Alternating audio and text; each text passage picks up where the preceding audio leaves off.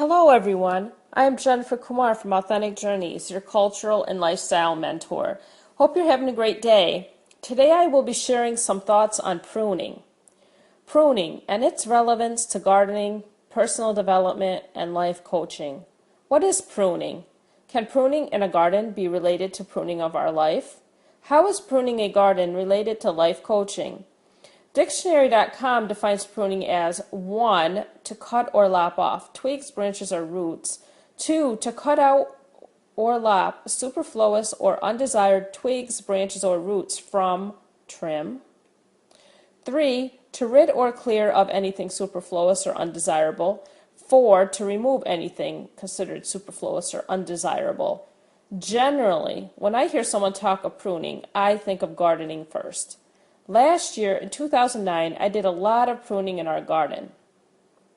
Actually, it's the landscaping, the trees, shrubs, bushes, and plants that surround our house. I rarely tried pruning before because I was afraid to kill the plants. I had no idea of what I was doing or if it would look good in the long run. Though that was true, I began pruning anyway. I began to pull out a lot of weeds and trim the bushes. It was good exercise, actually.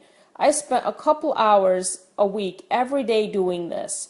It was nice because it got me outside and more in touch with nature. At least I wanted to believe that. The immediate effects of pruning are seeing a more open space, free of weeds and less crowded branches. Plucking weeds is easier for me than pruning branches because I never know which ones to get rid of. Nonetheless, I would prune a branch here or there, step back and look at it, decide how it looks, and continue pruning until it looked good to me. Sometimes the end product looked pale and weak compared to the initial look of the plant. This, I realized later, was because the plant had never been pruned. Not pruning at all is a problem and actually bad for the plant. It discourages healthy growth and beauty from the plant's perspective and the human perspective. What do I mean by that? Well, let's fast forward to spring 2010. It is springtime. The trees and flowers are blooming and the grass is again lush. The entire lawn is green and colors of flowers are beginning to show. I noticed that the bushes that were pruned, though they appeared much skinnier than in the past, enjoyed the weight loss. The weight loss of many, many unwanted branches began to highlight its beauty, a beauty we had not seen in those bushes in 5 years since we moved into the house. The bushes began to bloom with beautiful flowers. A few flowers would have made us happy, but the bushes were so thankful for having been pruned the previous year, they overflowed with flowers.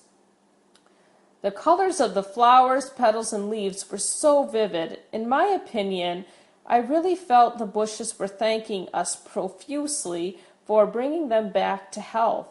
Incidentally, for the bushes that were not pruned, they thanked us sarcastically by having very few dull-colored flowers, lackluster petals, and off-colored leaves, looking almost parched in the minimal Rochester sun. Looking at those bushes was not only pleasing to the eyes and ego, as I realized I indeed had some gardening skills, but it was very pleasing to my spirit. I was overjoyed on various levels to see the end result of my hard work, especially because while doing it I felt completely incompetent. This experience taught me a few things. 1, I am not completely incompetent. 2, hard work has unexpected rewards that can overwhelm our expectations. 3, even if I feel or think I am incompetent, there are many lessons to learn and gifts to be had.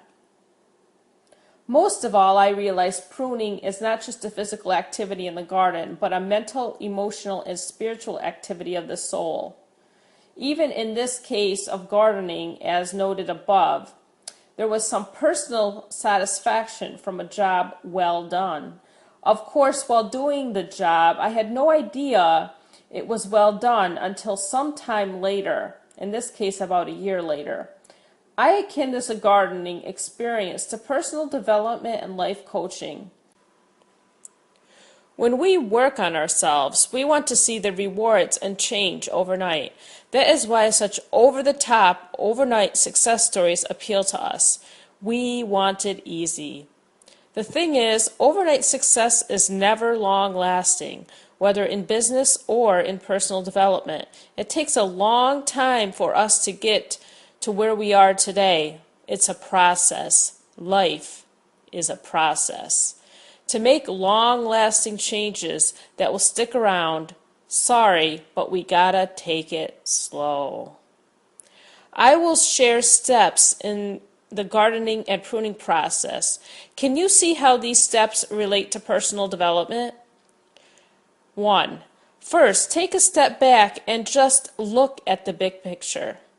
Before I started gardening, pruning, and weeding, I looked at all that needed to be done. 2. Rather than work on the entire shebang at once, look at the areas that seem easy to do in smaller chunks. After looking at the big picture, or the entire garden, the first thing I realistically could tackle was weeds. So I got down on my hands and knees and plucked them out one by one. 3. Continue to step back, take a look at the bigger picture, and come back in to work on the smaller sections that can be tackled relatively easy. After this, I again took a step back and looked at the garden. I began to feel a bit lighter as the garden began to open up and look livelier as the flowers and bushes were more prominent. Realizing the things I wanted to really work on pruning were now easier to access, I found the right tools and began pruning the hedges and flower bushes, coming in close, taking off some branches, stepping back, analyzing, and coming back in to prune more until it looked a little less overwhelmed. 4. Once the easier things can be tackled, the bigger picture will begin to look and feel a lot better. Less of a burden or problem, and moving closer and closer to the real heart of the matter will also be possible.